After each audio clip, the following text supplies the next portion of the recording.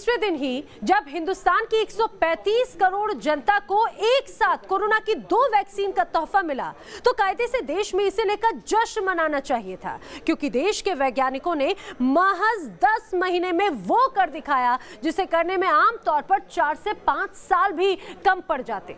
लेकिन स्वदेशी टीका कोवैक्सीन को लेकर सवाल उठने लगे, यहां तक कहा जाने लगा कि घर की वैक्सीन पानी के बराबर है। अब ऐसे में जश्न तो दूर, महीनों की मेहनत के बाद अब वैज्ञानिकों को अपनी एफिशिएंसी तक को लेकर सफाई देनी पड़ रही है।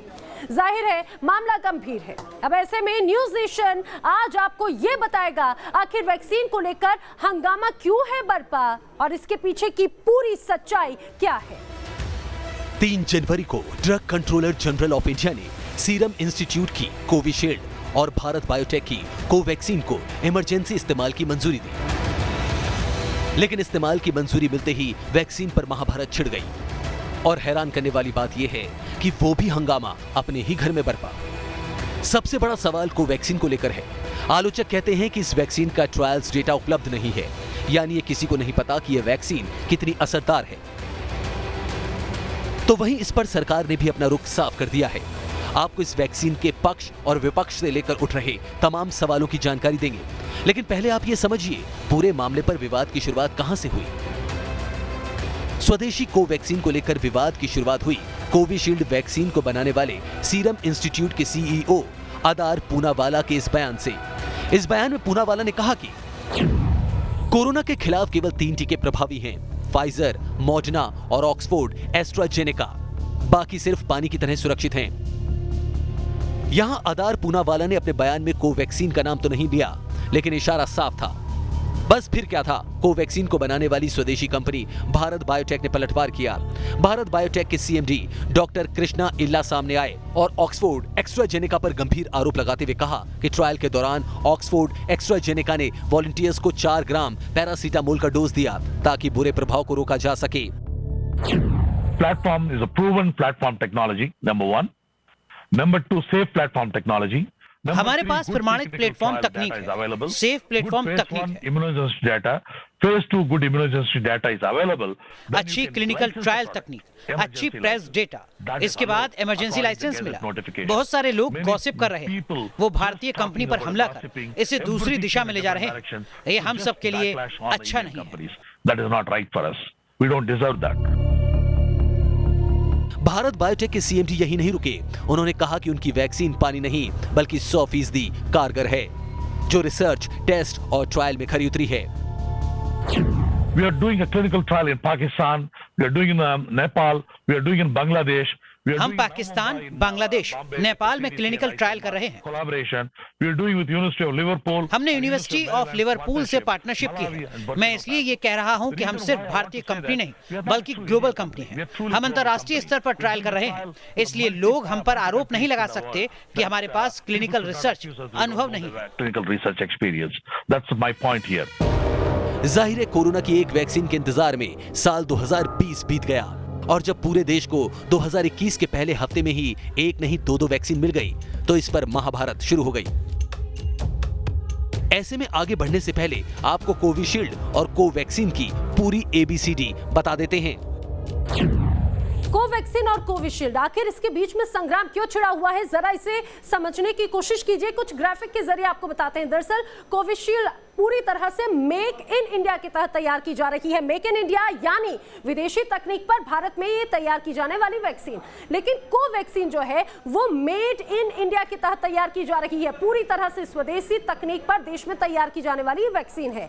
निर्माता कंपनियों की अगर बात करें तो कोविशील्ड ऑक्सफोर्ड यूनिवर्सिटी और ब्रिटेन की फार्मा कंपनी एस्ट्राजेनेका के तहत तैयार की गई और कोवैक्सीन भारत बायोटेक हैदराबाद ने तैयार की है। और अगर इसमें मैन्युफैक्चरिंग पार्टनर्स की भी अगर हम बात करें तो कोविशील्ड में serum institute of India Pune इसमें शामिल है, लेकिन कोवैक्सीन पूरी तरह से भारत बायोटेक हैदराबाद के तहत ही आत्मनिर्भर भारत के तहत इसे तैयार किया गया। तकनीक को जरा समझते हैं। वेक्टर वायरल टेक्नोलॉजी पर आधारित वैक्सीन है कोविशील्ड, लेकिन अगर कोवैक्सीन की बात करें तो इनएक्टिवेटेड वैक्सीन यानी कि ये कहा जाए किसी भी तरह के इन्फेक्शन से फ्री रहेगी। अब ट्रायल डेटा जिस पर सबसे ज्यादा विवाद है, कोविशील्ड में दावा किया गया विदेशों में 23,745 लोगों पर क्लिनिकल ट्रायल का डेटा पेश किया गया और कोवैक्सीन में 23,000 वॉलंटियर्स पर ट्रायल तो किया गया, लेकिन अभी उसका डेटा पेश नहीं किया गया और यहीं से ये पूरा विवाद शुरू हुआ और इसी को लेकर अब एक तरह से अलग संग्राम छिड़ चुका है। और अगर प्रभाव की बात करें यानी इफेक्ट की बात करें तो कोविशील्ड का दावा है कि ये वैक्सीन 90% तक प्रभावी है। एस्ट्राजेनेका की तरफ से बात स्पष्ट की गई, लेकिन भारत बायोटेक ने कहा है कि वैक्सीन हमारी कोवैक्सीन पूरी तरह से 200% सेफ है, इसका किसी भी तरह का कोई भी रिएक्शन नहीं है। लेकिन साइड इफेक्ट्स के बारे में जरा समझिए, कोविशील्ड की तरफ से कहा जा रहा है कि कोई खास साइड इफेक्ट इसमें नजर नहीं आता और कोवैक्सीन में कहा गया कि कोई भी खास साइड इफेक्ट नजर नहीं आता। ये भी भारत बायोटेक ने अपनी तरफ से दावा किया है। यानी कि जिस तरह से पूरा अभी जो विवाद देखने को मिला, ये कहा जाए यही वो दोनों खासियत है दोनों वैक्सीन्स की।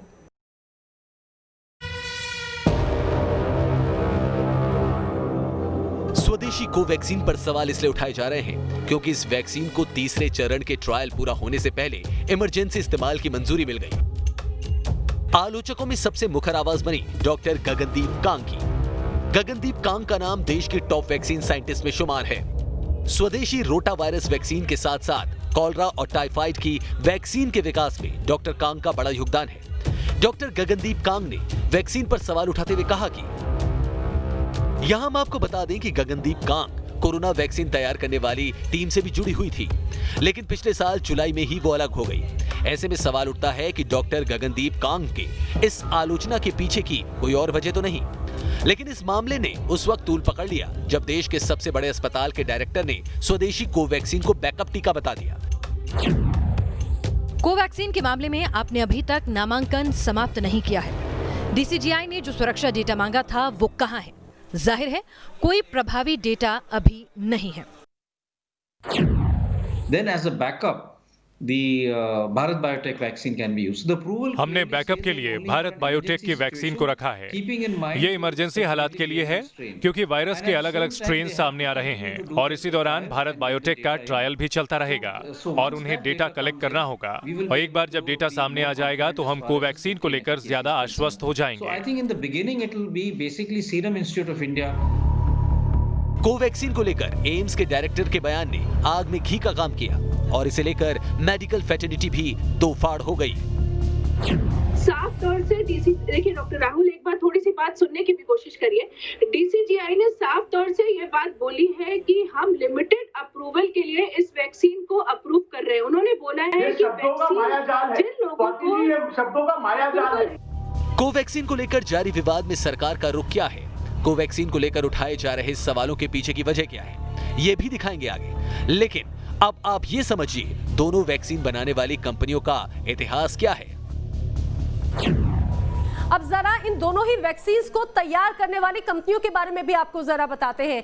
कोविशील्ड और कोवैक्सीन, ये दोनों ही वैक्सीन जिन्हें मंजूरी मिली, जिस पर विवाद हुआ। अगर कोविशील्ड की बात करें तो सीरम इंस्टीट्यूट जो 1966 में डॉक्टर साइरस पूनावाला ने इसकी शुरुआत की और भारत बायोटेक जो कोवैक्सीन का निर्माण कर रहे हैं 1996 में डॉक्टर कृष्ण एला ने इस कंपनी की शुरुआत की थी। अब अगर सीरम इंस्टीट्यूट की बात करें तो 170 देशों में सीरम के बने टीकों का इस्तेमाल किया जा रहा है। भारत बायोटेक में 160 से ज्यादा पेटेंट जो है वो इस पर काम लगातार किया जा रहा है और दुनिया की सबसे बड़ी वैक्सीन निर्माता होने का दावा सीरम इंस्टीट्यूट का है। भारत बायोटेक देश की प्रमुख वैक्सीन निर्माता कंपनियों में से एक मानी जाती है प्रभावी दवाइयां बनाने के लिए भी। सीरम इंस्टीट्यूट में अब तक 150 करोड़ से ज्यादा डोजेस का निर्माण हो चुका है और भारत बायोटेक में भी इसी तरह से। अगर और कई दवाइयों की बात करें तो polio, diphtheria, tetanus, pertussis, Hib, BCG, इन दवाइयों का निर्माण सीरम इंस्टीट्यूट ने किया। H1N1 रोटावायरस, जापानी इन्फेसिलाइटिस भारत बायोटेक ने तैयार की। इसके अलावा और भी कई ऐसी दवाइयां हैं जिनका निर्माण किया गया। सीरम इंस्टीट्यूट में आर, हेपेटाइटिस बी, खसरा, मम्प्स, रुबेला वैक्सीन का निर्माण हुआ तो भारत बायोटेक ने rabies, chikungunya, Zika, typhoid vaccine का भी निर्माण किया है।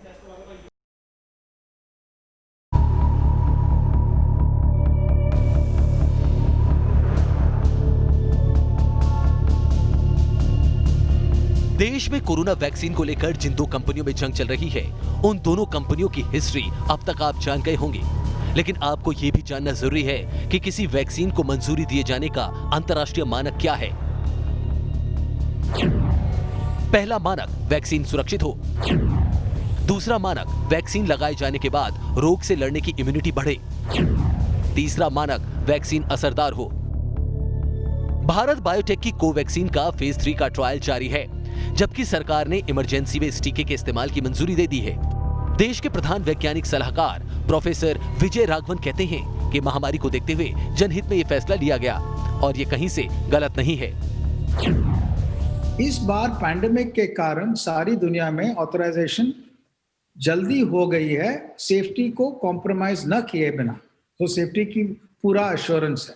साथ साथ काफी पैरेलल प्रोसेसिंग हुई है ताकि मैन्युफैक्चरिंग कैपेबिलिटी भी हो और डिलीवरी कैपेबिलिटी भी हो। और ये पैंडेमिक के कारण कई स्टेप्स लिए गए हैं जो इमरजेंसी सिचुएशन में लिया जा सकता है, जो साधारणतः नहीं लिया जा सकता है। तो इसीलिए ये डिसीजंस लिए गए हैं।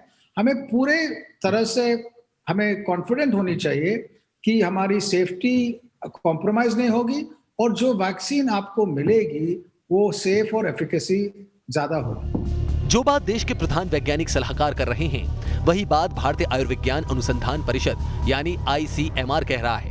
ICMR कम्युनिकेबल डिजीज विभाग के हेड डॉक्टर समीरन पांडा कहते हैं वैक्सीन पर विवाद गैर जरूरी है और कोविशील्ड और कोवैक्सीन दोनों ही सुरक्षित हैं। यहाँ हम आपको बता दें कि भारत बायोटेक ने अपनी कोवैक्सीन को ICMR के साथ मिलकर ही तैयार किया है। देखिए, ये इंडिया के लिए एक बहुत ही इम्पोर्टेंट महत्वपूर्ण समय है। 2 वैक्सीन्स का अप्रूवल जो मिला है DCGI से, ये इमरजेंसी यूज़ का तौर पे मिला है। कोई भी बैकअप या स्टैंड बाय, ये सारे टर्म्स इस्तेमाल नहीं होना चाहिए। इसी टाइम ये कोई जो विवाद खड़ा नहीं होना चाहिए, कंट्रोवर्सी नहीं खड़ी होनी चाहिए, क्योंकि ये कंट्रोवर्सी का टाइम नहीं है। तो आम जनता के लिए मैं यही कहूँगा, कोई वैक्सीन ऐसे इस्तेमाल नहीं होगा जो सेफ़ नहीं है, जिसका कोई इम्यूनोजेनिसिटी पैदा करने का क्षमता नहीं है, तो घबराने का बात है ही नहीं।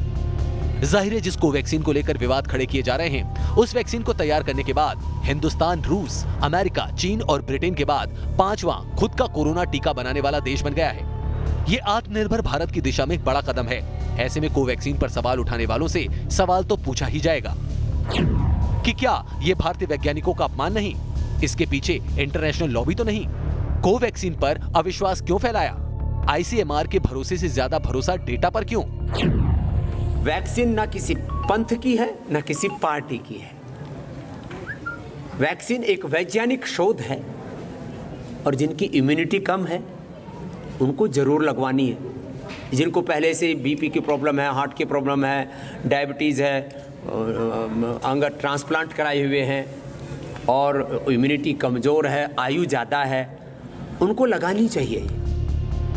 इस बीच कोवैक्सीन को DCGI ने 100% से ज्यादा सुरक्षित बताया है और इसे लेकर जो अफवाहें सामने आ रही हैं, उस पर फुल स्टॉप लगाने की कोशिश खुद ड्रग कंट्रोलर ने की है। सर, इसके साइड इफेक्ट्स भी बहुत बताए जा रहे हैं सर, ये सही है क्या? ना ना ना ना ना, ना। देखो, एक बात पे पूरा आप श्योर रहिए कि किसी में भी सेफ्टी का कंसर्न होगा, थोड़ा भी कंसर्न होगा, तो हम उसको कभी अप्रूव नहीं करेंगे। कुल मिला के ये सेफ है? Of course 110%। 100 नहीं, साइड इफेक्ट थोड़े बहुत तो होते हैं, पर वो जो जैसे छोटी मोटी साइड पे पेन होना, थोड़ा सा फीवर होना, थोड़ी सी एलर्जी होना, ये तो हर वैक्सीन में होता है। लेकिन सर, लोग ये कह रहे हैं कि इम्पोर्टेंट हो जाएंगे, ये भी सही है क्या? ये तो बहुत ही बकवास है। Thank you. कोवैक्सीन पर देश के DCGI को आपने सुना। ये वो शख्स हैं जिन पर किसी भी दवा या वैक्सीन की मंजूरी देते वक्त हर चीज की जांच पड़ताल करने की जिम्मेदारी होती है। जब इन्होंने कोवैक्सीन को 100% से ज्यादा सुरक्षित बता दिया, तो इसे लेकर किसी भी शक की गुंजाइश नहीं रह जाती। हम इस स्थिति में हैं कि जिस भी दिन हम चाहेंगे EUA के 10 दिन के भीतर हम उसको EUA का अर्थ है इमरजेंसी यूज ऑथराइजेशन, ये बोलचाल की भाषा में शब्द प्रयुक्त होता है। हमारे मीडिया के मित्र इसी शब्द का उपयोग करते हैं। हमारे कानून में एक्सेलरेटेड अप्रूवल फ्रेज का इस्तेमाल किया गया है।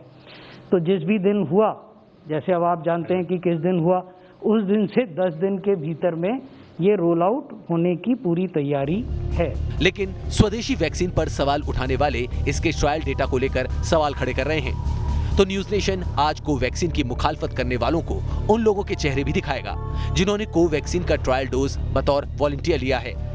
जयपुर के इस अस्पताल में 1240 लोगों ने कोवैक्सीन का टीका लगवाया, जिसमें से महज 11 से 12 लोगों को ही हल्की परेशानी हुई। कोवैक्सीन लगवा चुके कुछ दूसरे लोगों का अनुभव भी सुनिए। तो फिर हम लोगों ने ट्रायल के लिए गए वहाँ पे, और अभी तक 5-6 दिन हो गए और अभी तक तो कोई साइड इफेक्ट नहीं है। 28 को हम वहाँ महाराजा अग्रसेन हॉस्पिटल वहाँ जाके वैक्सीन करवाया। 6 दिन हो गए, अभी तक कोई इसका इफेक्ट नहीं है। तो मैं तो सभी लोगों से ये आग्रह करता हूँ कि जल्दी से जल्दी ट्रायल दें। कोवैक्सीन और कोविशील्ड बनाने वाली जिन दो कंपनियों में वैक्सीन की एफिशिएंसी को लेकर तकरार चल रही थी, उन दोनों कंपनियों ने संयुक्त बयान जारी किया है। भारत बायोटेक और सीरम इंस्टीट्यूट ऑफ इंडिया ने संयुक्त बयान में कहा है कि हम लोगों और देशों के लिए टीकों के महत्व के बारे में पूरी तरह से अवगत हैं।